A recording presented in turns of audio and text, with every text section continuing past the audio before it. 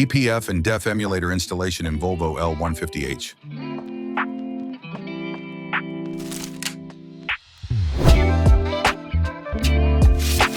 Locate the ACM module.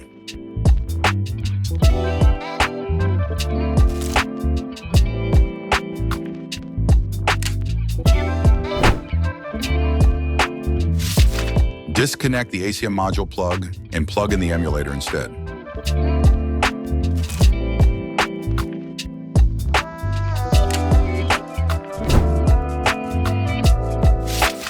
Locate the NOx sensors and disconnect both of them.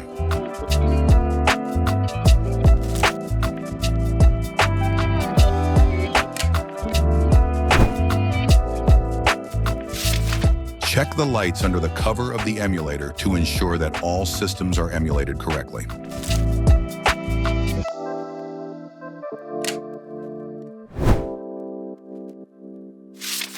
As you can see, all the error codes are cleared after the emulator's installation.